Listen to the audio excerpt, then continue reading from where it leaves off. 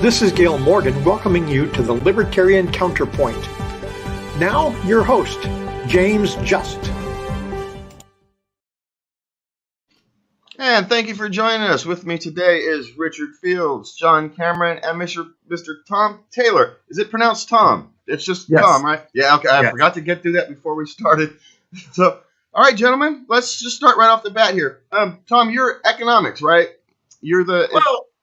Yeah, that's been my background. I studied economics at UC Berkeley, got my MBA at USC, and eventually found my way in the Libertarian Party. Or as Gary Johnson would say, you know, you're a Libertarian, you just don't know it. So finally kind of got revealed to me in that presidential cycle. Great. Well, then you're the man we want to talk to. Who should be paying this economic damage for the CDC's rent control moratoriums? I think there's a lawsuit going by the Pacific Legal Foundation, I think, that's trying to decide, you know, how does the CDC actually have the power to force people to stay in their homes, I guess. It's a strange... Well, no, not force people to stay in their home, force them or allow them to stay in their homes without paying rent, forcing the landlords to become effectively donate their property for the length of the moratorium. Or paying their mortgages. Both.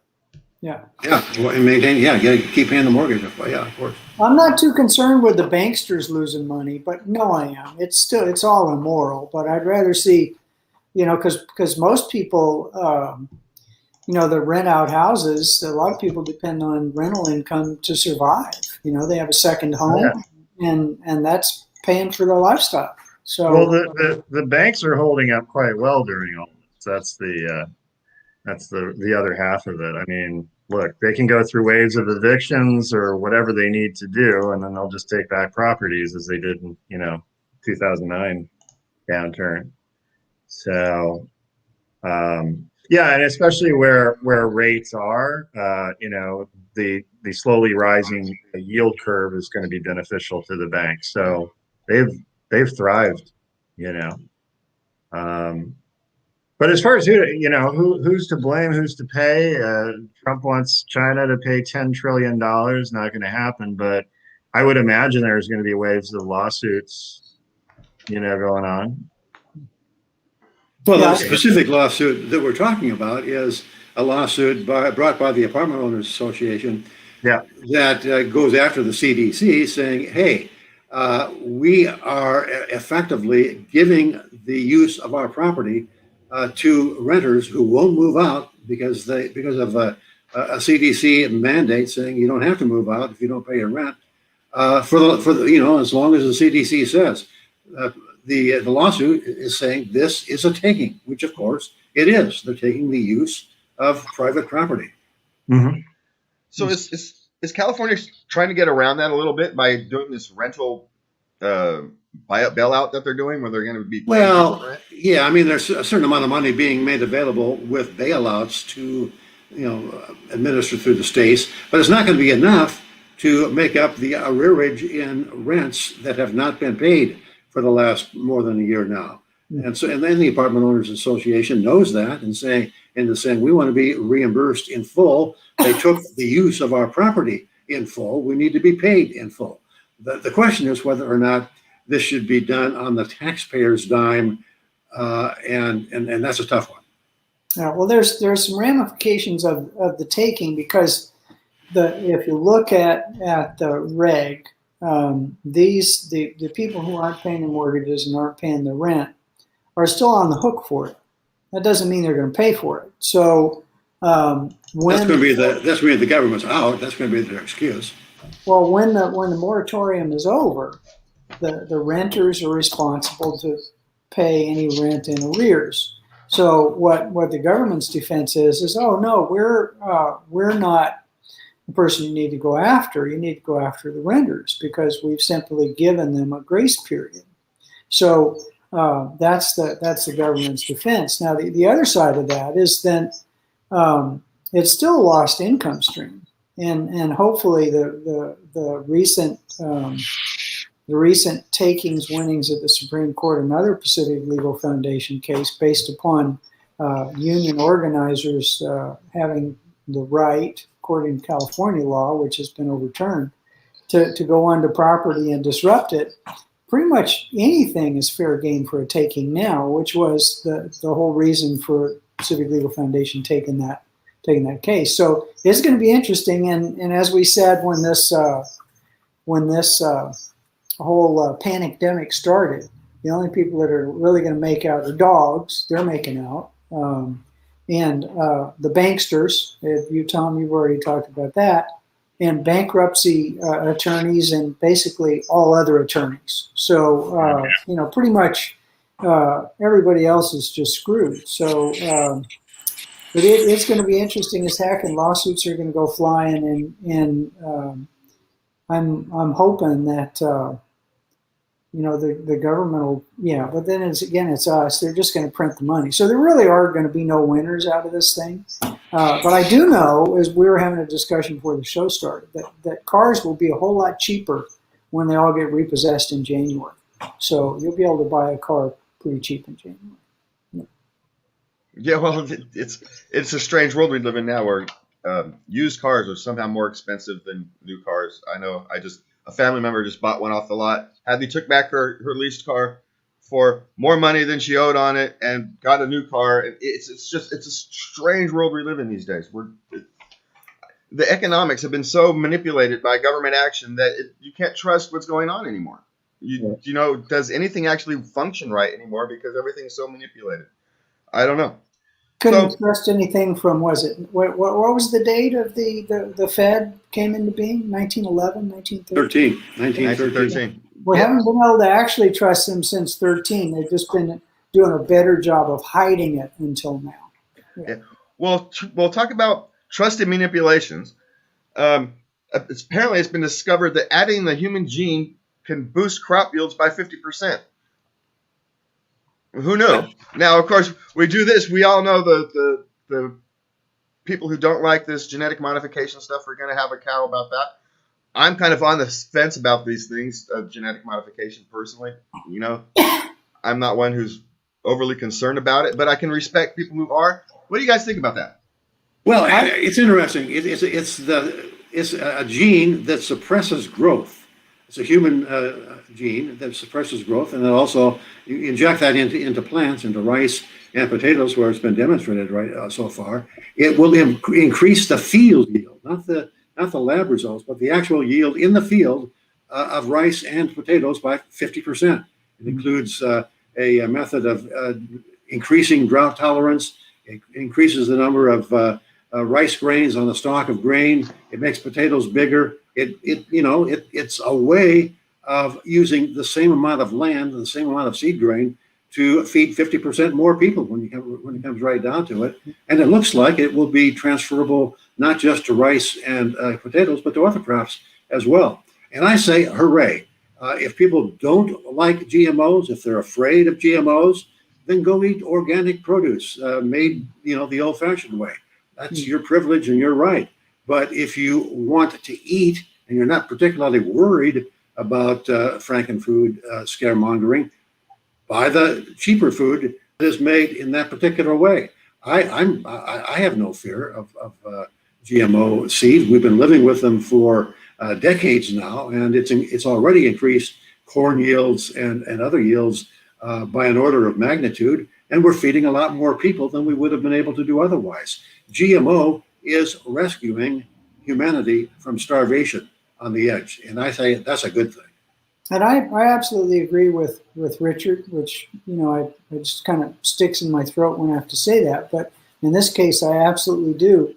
And when you think about it, humans have been genetically modifying plants for consumption for, I think, about 6,000 years, since shortly after humans became agrarian. It's just that they did it in a much less efficient way than they do now by splicing in a gene. And in essence, they've taken that thing when a variety of wheat appeared, a variety of rice appeared that provided larger kernels of rice, or was more drought tolerant, or required less water, or was more resistant to whatever rice mold killed off crops, then farmers would either take the seed from that and propagate it and use that instead of the other seed, or they would cross-pollinate that seed with another seed that had desired results. And we've been doing this for, I think, 6,000 or 7,000 years. But somehow that's good. That's okay.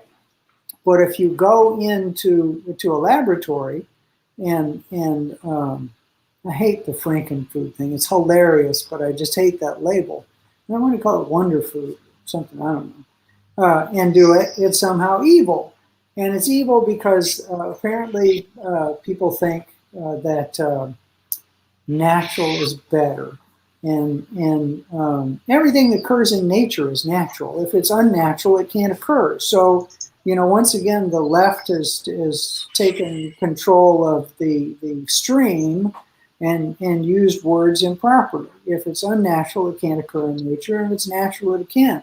So we're simply being smarter about the process than we were before. And I'm pretty sure that there's no way you can eat the rice and that gene is going to jump back into your chromosome structure and make you grow 50% bigger. Although in my case, it might not be a bad idea. I would then be slightly above normal height instead of, shopping in the men's petite section. So, and we've been doing it with people.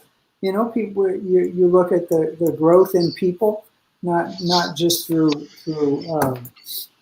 natural selection, but there's a couple of NFL players out there right now whose parents brag about the fact that they've been breeding fast white boys. So it's, do it with people. You feed them better, you put them in a better environment with less stress, and they marry healthier, bigger people, and they produce bigger people. So I don't know what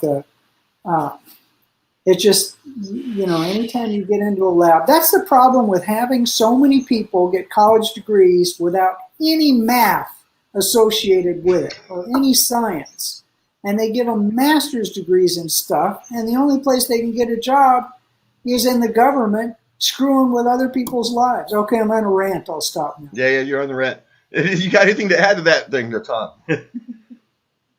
Oh, no, I just think what Richard said about the choice. I mean, we're always given the two bins in the grocery store of organic versus non, and you can make that choice. So I don't see why that's not more fostered as opposed to just saying, hey, we can't apply this generally. I can understand the kind of the fear of, big business not paying attention to safety and all that. But yeah. But as long as we have the choice, as long as there's still diversity in choice, it will work out just better in the end. But something that hasn't worked out better in the end. Daniel Hale, who was a drone operator under the Obama administration, released publicly information about how the drones were killing more innocent civilians than they were the people they were actually trying to kill. And he's now been sentenced to 45 months in prison for releasing to. This is what gets me. Is he released the information about an illegal government program and he gets thrown in jail for it. We're living a backwards world. It's insane. He should have got the Medal of Honor. I mean, this is Edward Snowden all over again. This is somebody who is a whistleblower, who is telling truth to power and to the American people and getting thrown in the hokey for telling the truth. The truth was that whenever a drone strike hit, what was happening is whoever got killed in the drone strike, and this is under the Obama administration. Don't forget that. Whoever was getting killed in a drone strike was automatically being classified as a militant, no matter if they were 3 years old or 90 years old. Everybody that got killed, by definition, was a militant. It was all a bunch of after-the-fact justification, and it's absolutely amoral, immoral, and disgusting. Just one more artifact of how morally compromised we as a country have become because of the forever wars in the Middle East. Tom? I just think the flip side is that this draws so much more attention to it. So while we can say, oh, the sentence is entirely unfair, the subjects can become heroes in their own way and bring more light, I guess, to the whole issue as a result of it, which is, counterproductive for the people who are trying to suppress it. Look at Snowden. He didn't set out to be this kind of a hero to truth tellers, but that I'm sure he's very happy, even though he's had to live under such scrutiny and danger, frankly. Yeah, I agree with Richard and Tom both. And then what disgusts me, there's enough to be disgusted about what we've already said, is that the defense or the government told the judge that he should have an even longer prison sentence because his act endangered the brave soldiers of our government who are fighting this war against terror. And fortunately, the judge didn't buy that. So, and I think, even, and this probably is going to sound harsh, but this is what I think about it, is, there were probably some intelligence agents that were put at risk by some of the releases of the Snowden stuff. There certainly were in some, when, what's her name, Hillary was running a server out of her home that had top secret stuff from the State Department, and the Chinese got it, and the Russians got it, and probably the Iranians got it. And some intelligence agents got killed there, but we haven't heard anything about it. And I'm sure that some of these people, maybe some of these drone pilots' names were released or something like that, and they're at risk. But my point is that when you do immoral things and kill children, and then you should be at risk, and your boss should be at risk. You should be at risk. And that's the right outcome for doing an immoral act and murdering people. And the other justification that the government did at the beginning of this thing was they said that these were people that we weren't able to arrest, and that's why we had to blow them up with drones. And I'm willing to bet if you looked at all of these cases, you would find with a little bit of footwork, if these were indeed terrorists, that local authorities would have, for a few $1 million in bribes, been more than happy to hand these people over. Because one of these drones are expensive. You blow something up with a drone, I don't know what it is, like $1 million a shot or something. Just take that money, bribe a local official, get the terrorist, put them somewhere. If they really are guilty of a war crime, have them sit through a trial and have a sentence declared and perform whatever punishment needs to be. But saying, oh, no, we can't arrest these people, and that's why we need to blow them and some of their kids up. That's just crazy. It's immoral, and we shouldn't be doing it. Never should have done. Yeah, and who is actually putting these soldiers at risk? It's not the people who release the information. It's the people who are asking them to do these immoral acts, and it's our government officials who are actually putting these people at risk, not whistleblowers who are saying, hey, our government's doing something illegal. It's the illegal acts. It's the illegal and immoral acts that are putting these people at risk, not the whistleblowers. The whole idea that you have to do something in secret pretty much means that there are outcomes that you don't want people knowing about. And if you're not proud of what you're doing, probably shouldn't be doing it. So we're gonna stay in the area. The mission in Iraq is supposedly ending for what, the fourth time now? Are they ever actually going to end this mission? No, well, not until we run out of printed money, newly printed money, and everybody knows that we've run out of money. George W. Bush said the war, the end of hostilities had happened. Obama said that, and so did Trump, and now Biden is supposedly pulling troops out, except he's not. All he's doing is changing the name. He's reclassifying troops as advice givers. Does anybody remember the advice givers that started out the Vietnam War? I'm old enough to remember that. Of course, I'm older than dirt. So yes, you are. Explains it. But the point is, we're not leaving. And the only reason we're staying is because the neocons and the military-industrial complex think that's a really good thing or a really profitable thing.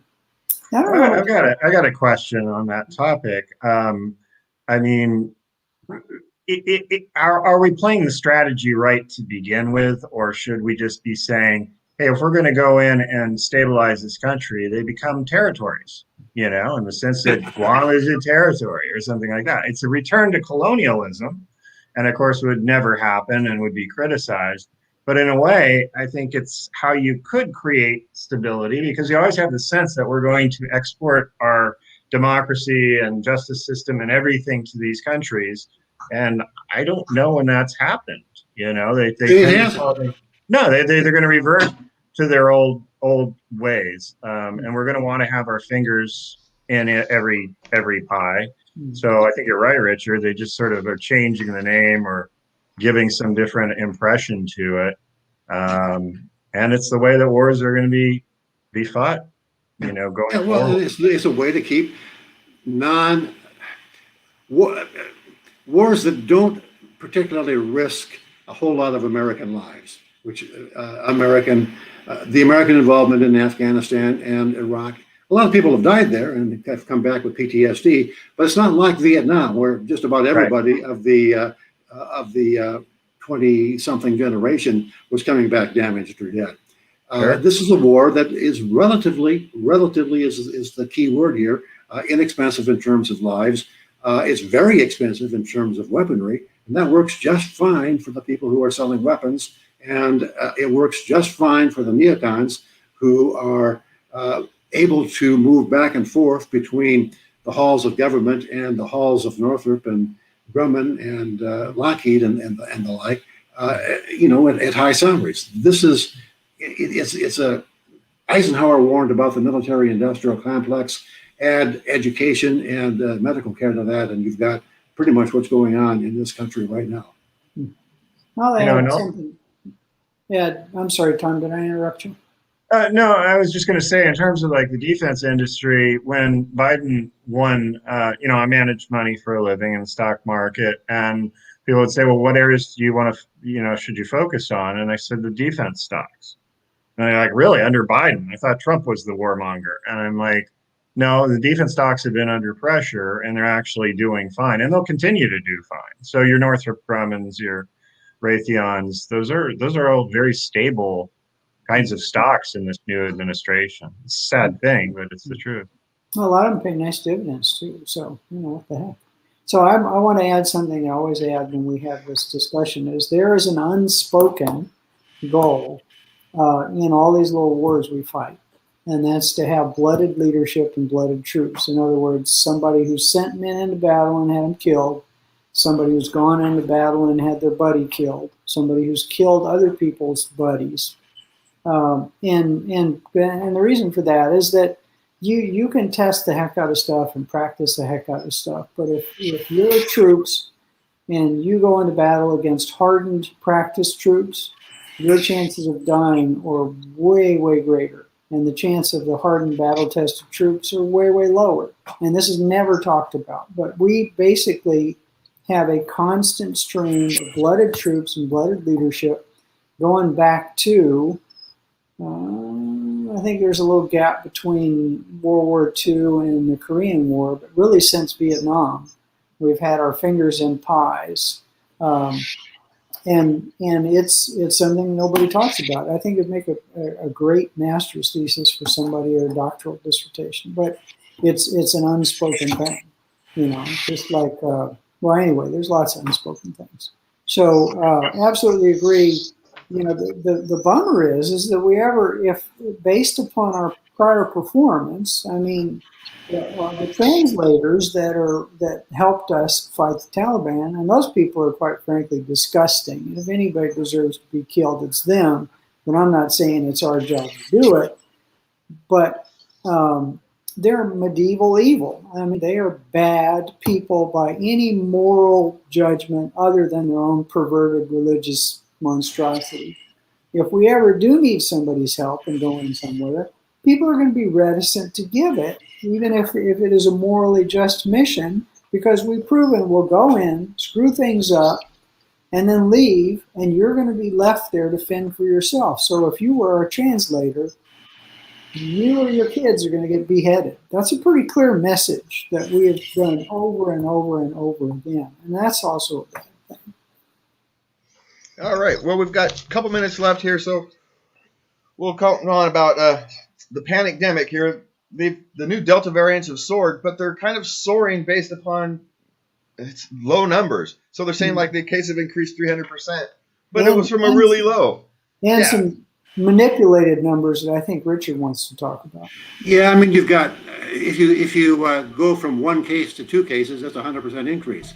If you go from 99 cases to 100 cases, that's a 1% increase. 100% sounds a lot more dangerous and scary than 1%, but that 100%, like John said, is based on a low number. Not only that, but the reporting has been very interesting. All of the reporting for the headlines from about a week or so ago came from a couple of from the reports. The Friday dump from Delaware and Florida. They announced all of their cases on Friday, and so you've got an entire week's worth of cases being put onto the screen in one day, which makes that percentage increase look even worse than it is. If you look at an actual graph of the number of cases or the number of deaths, particularly the number of deaths, since the Delta variant is not as lethal as the original variant, it's not all that alarming. What's alarming is the fact that it's being used to scare people back into submission, back into lockdowns, back into wearing masks everywhere.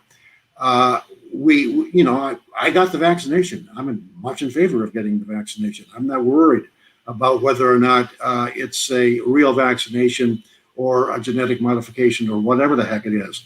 It works, and I'm happy to see that. But I respect the people who don't want to get the vaccination for whatever reason. And I also respect the people who are willing to risk their own lives by going unmasked in the supermarket or wherever. What I don't respect is bureaucrats at the CDC or elsewhere saying, or the governor's office saying, I think you're going to get in danger, so you can't do a damn thing. Stay home and shut up. Yeah, I absolutely agree. And I think the fatality rate amongst people who've been vaccinated in the latest round of numbers that I saw was 0.004%. I'm not talking about. Gentlemen, I hate to interrupt you, but we are out of time, and we're going to save our poor editor from having to edit too much of this. Thank you all for watching. Thank you, gentlemen, for coming. We want to thank you. Be here next week, and we might be back in the studio, so that might be nice. And please remember to love everybody. Thank you. Thank you. Thanks a lot. Appreciate it.